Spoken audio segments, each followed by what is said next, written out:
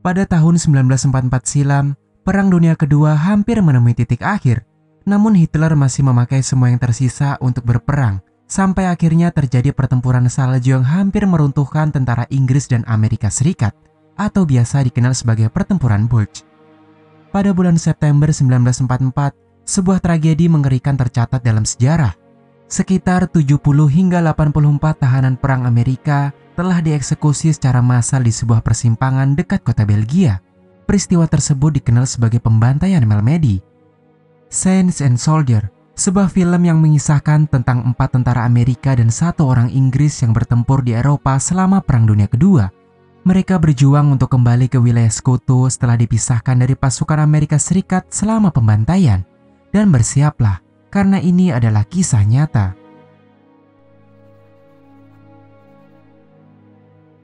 Pada tahun 1944, radio angkatan bersenjata Inggris melaporkan bahwa pasukan dan pesawat tempur Amerika telah menyerang habis-habisan tentara Jerman di garis depan Ardennes. Sekitar 13 km dari persimpangan jalan, pasukan Amerika menemukan mayat 70 tentara yang telah membeku. Diduga para tawanan telah dieksekusi secara massal oleh pihak Jerman.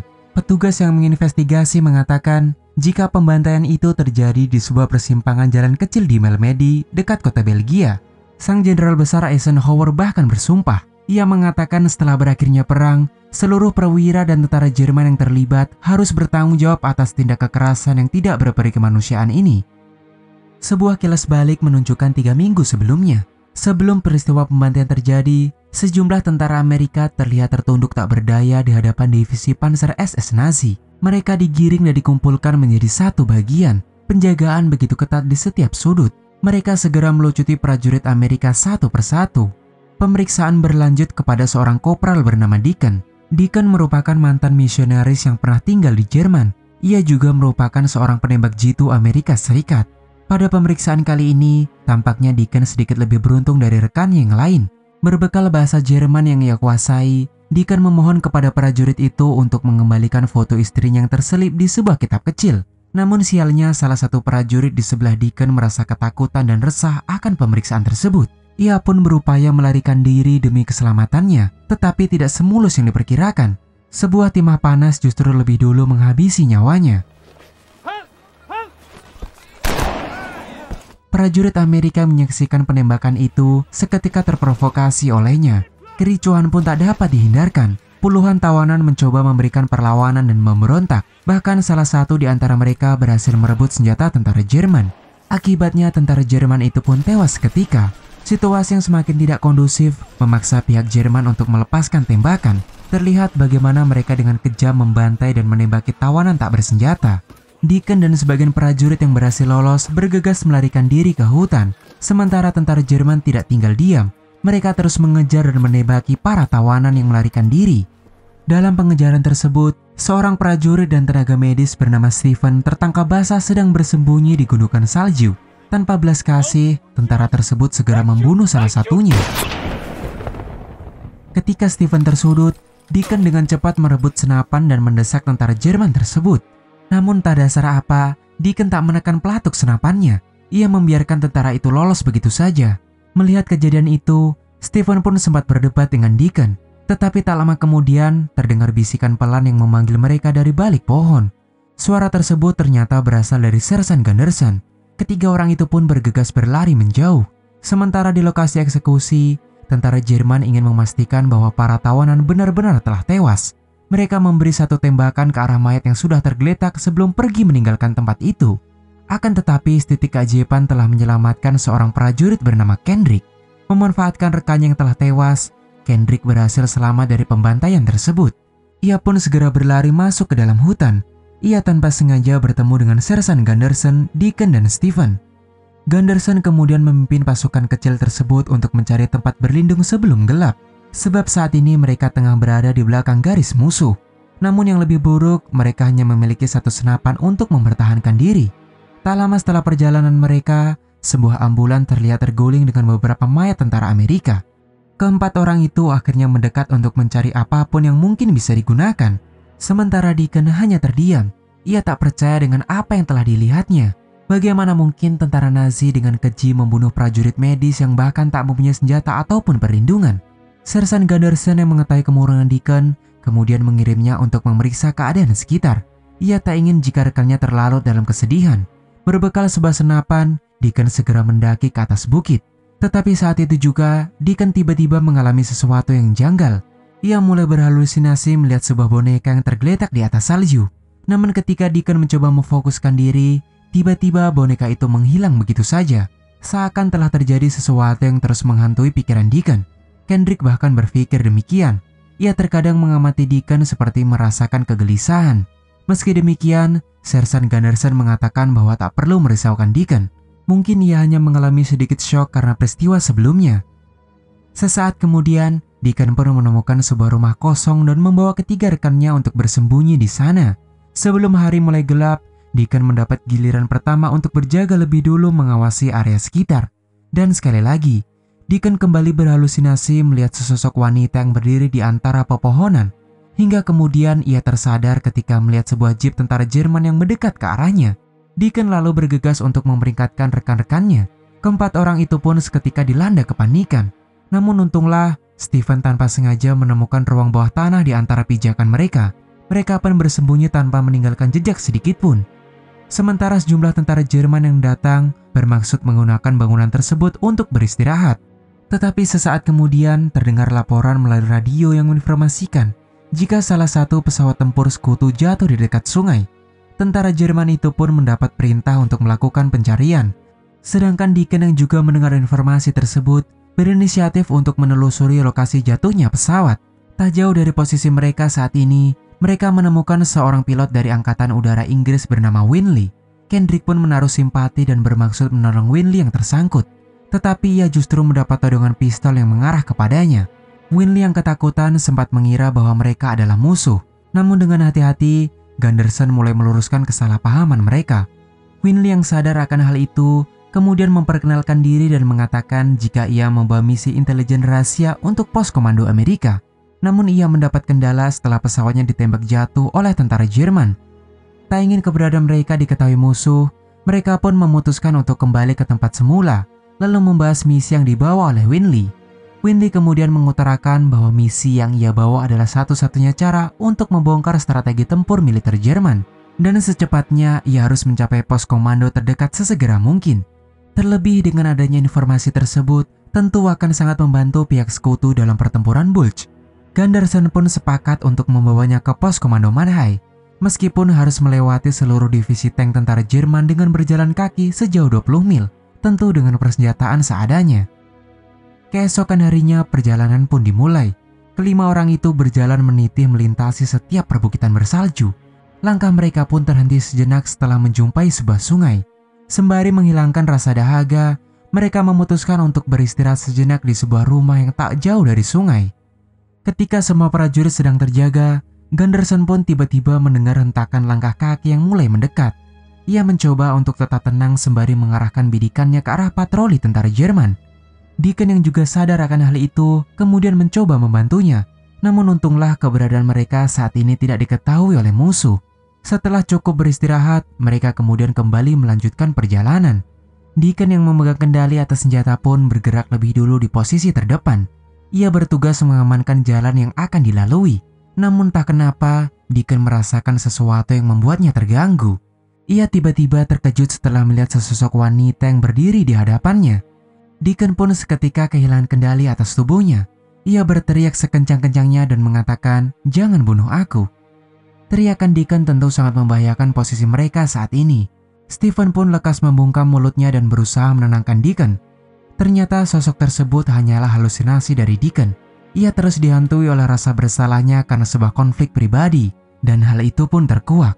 Pada minggu sebelumnya, mereka sempat bertempur melawan tentara Jerman di sebuah kota kecil. Tetapi Deacon tanpa sengaja membunuh seorang wanita dan 6 anak-anak yang bersembunyi di dalam gereja. Kemudian selanjutnya mereka tertangkap oleh tentara Jerman dan berakhir di Malmedy. Semenjak tragedi itu, Deacon merasa begitu berdosa, bahkan kerap dihantui oleh bayang-bayang mereka.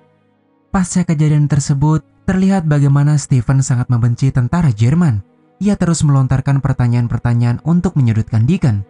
Karena jika bukan karena mereka, mungkin saat ini Stephen telah menyelesaikan sekolah kedokteran dan membantu teman masa kecilnya yang mengalami patah kaki. Tetapi apapun yang dikatakan Stephen tak akan merubah keyakinannya untuk tetap mengasihi orang-orang Jerman, sebab tak ada alasan untuk membenci mereka. Deacon percaya bahwa sebagian besar dari mereka adalah orang yang sama seperti dirinya dan Stephen, namun hanya mengenakan seragam yang berbeda. Deacon paham akan hal itu karena ia pernah tinggal di Jerman, bahkan mengenal mereka dengan baik, begitupun sebaliknya. Akan tetapi Stephen tetaplah membenci mereka apapun kondisinya. Perselisihan kedua orang itu tak akan berakhir ketika mereka menyadari bahwa cuaca mulai memburuk. Mereka tak punya pilihan lain selain berjuang lebih keras melawan badai demi mencapai pos komando Manhai. Hujan salju kali ini benar-benar menutupi lutut mereka. Deacon dan rekan-rekannya terlihat kesulitan dalam melangkahkan kakinya. Sementara Kendrick yang bertugas mengamankan jalan mereka tiba-tiba terjatuh.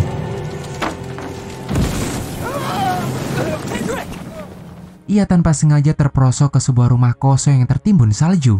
Stephen yang menyadari hal itu kemudian bertindak cepat membantu Kendrick. Segera setelahnya, kelima prajurit itu akhirnya menemukan sebuah rumah terpencil yang cukup untuk melindungi mereka dari badai.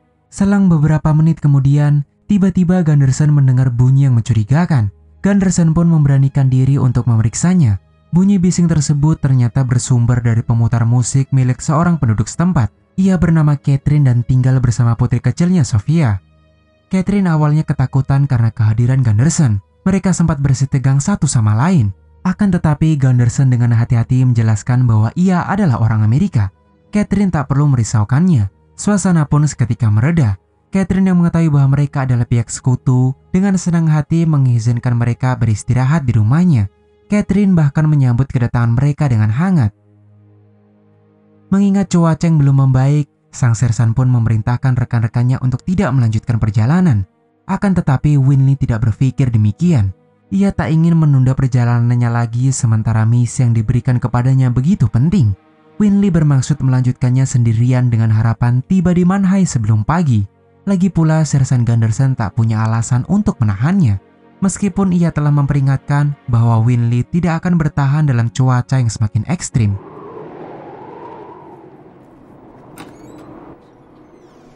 Setelah kepergian Winley, Catherine datang dengan membawa beberapa makanan untuk mereka. Ia bahkan menyesalkan kepergian Winley. Namun tak lama kemudian, Deacon melihat sebuah kendaraan Jerman yang datang mendekat. Khawatir akan putrinya, Catherine bergegas keluar dengan harapan mampu membujuk tentara Jerman tersebut. Namun sebaliknya, ia justru bertingkah tidak senonoh kepada Catherine. Menyikapi hal itu, Deacon pun langsung melepaskan tembakan ke arahnya. Namun rekannya yang lain berhasil meloloskan diri. Entah kenapa tembakan yang dilepaskan Deacon selalu meleset terhadapnya. Stephen sempat mempertanyakan kemampuan Deacon.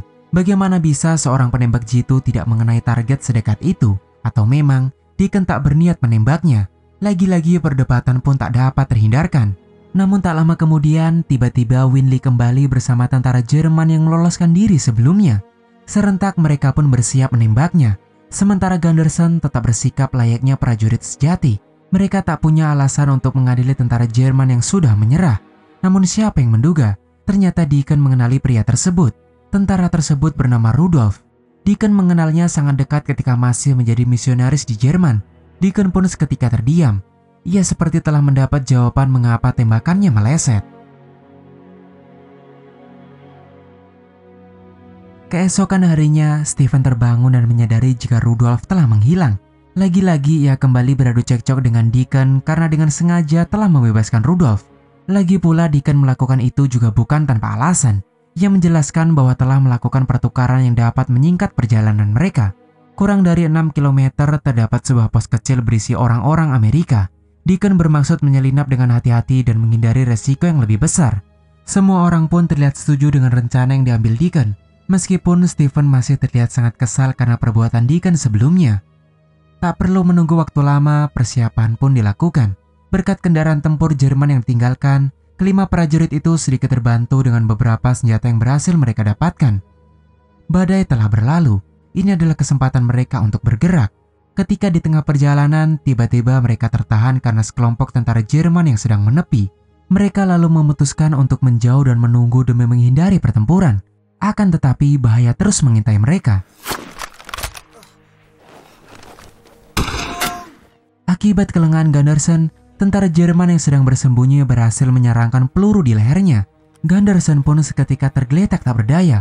Walaupun Deacon mampu melumpuhkan tentara itu, naas nyawa Gunderson sudah tak terselamatkan. Deacon pun terlalut dalam kepahitan. Ia tak menyangka jika Gunderson telah tewas. Namun yang perlu dikhawatirkan saat ini adalah posisi mereka. Karena bunyi tembakan yang begitu kencang, sekelompok tentara Jerman pun menyadari keberadaan mereka. Sempat terjadi kontak senjata yang menyebabkan kaki Winley tertembak, sementara Kendrick mencoba menghalau pergerakan tentara Jerman. Karena kalah jumlah dan persenjataan, mereka tak punya opsi lain selain bersembunyi terlebih dahulu. Tak jauh dari posisi mereka saat ini, sebuah bangunan kosong menjadi tempat bagi Stephen untuk mengobati Winley. Namun adanya bercak darah dan telapak kaki menyebabkan keberadaan mereka diketahui musuh. Tentara Jerman pun berdatangan dari segala arah. Bangunan kosong itu seketika berubah menjadi medan pertempuran.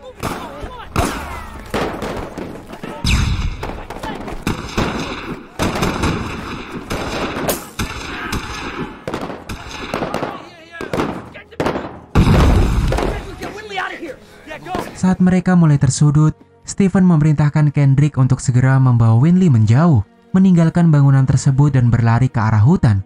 Sementara Deacon dan Stephen berjuang keras menahan pergerakan musuh. Tetapi yang terjadi berikutnya sungguh mengejutkan. Tiba-tiba Kendrick tertembak oleh musuh dari arah berlawanan. Ia pun seketika tergeletak tak berdaya. Winley yang tak menduga akan hal itu bergegas mengeluarkan pistolnya dan melepaskan tembakan balasan. Dalam kepanikan, Winley mencoba menenangkan Kendrick sembari menunggu kedatangan Stephen. Ia mengusahakan berbagai cara demi membuat Kendrick tetap tersadar. Tetapi takdir berkata lain. Pendarahan yang begitu hebat menyebabkan Kendrick tewas begitu saja. Seusainya Winley pun berjalan tak tentu arah. Ia tampak menyesalkan kematian Kendrick. Hingga tanpa disengaja, ranting yang digunakan untuk tumpuan Winley tiba-tiba patah. Winley pun terperosok jatuh ke dalam air. Aliran sungai yang begitu deras menyebabkan dirinya terseret hingga ke hilir sungai. Untunglah, Deacon dan Stephen sempat melihatnya terjatuh. Kedua orang itu pun bergegas menariknya keluar dari air.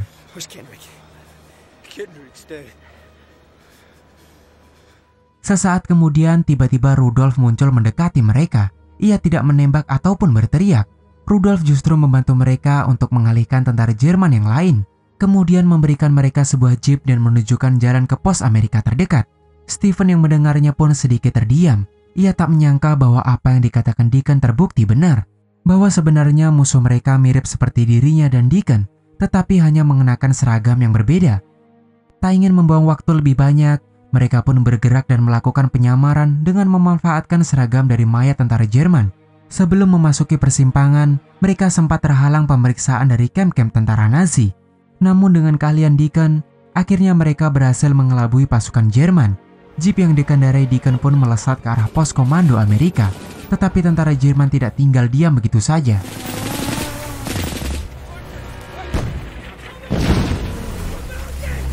Di pihak lain, pasukan Amerika sedikit kebingungan dengan hadirnya jeep tersebut. Awalnya mereka mengira bahwa itu adalah musuh. Namun Stephen dengan cepat melepas bendera Nazi pada jeepnya. Hingga kemudian sebuah tembakan mortar menghempaskan mereka keluar dari kendaraan. Mereka pun akhirnya terdesak karena tentara Jerman terus berdatangan. Tentara Amerika yang menyadari Deacon adalah orangnya bergegas memberikan tembakan perlindungan.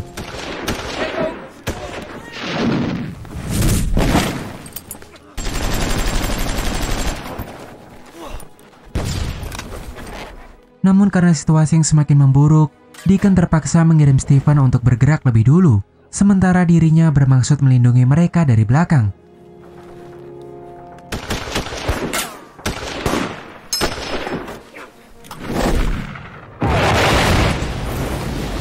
Namun yang terjadi selanjutnya sungguh mengejutkan. Saat Deacon terkapar lemah, seorang penembak jitu Jerman berhasil melayangkan beberapa peluru ke dada Deacon. Hingga akhirnya Deacon pun tewas seketika. Sementara Stephen dan Winley berhasil mencapai pos komando dengan selamat. Winley pun lekas menyelesaikan misinya untuk memberi informasi intelijen kepada pihak Amerika. Pada saat itu juga ternyata pihak sekutu berhasil memenangkan pertempuran. Mereka bahkan menawan beberapa tentara Jerman yang sudah menyerah, dan salah satu di antaranya adalah Rudolf. Di satu sisi, Stephen seperti telah mendapatkan pelajaran yang berarti. Sosok pribadi yang awalnya sangat membenci tentara Jerman, kini telah berubah dan lebih peduli terhadap sisi kemanusiaan. Dan film pun selesai.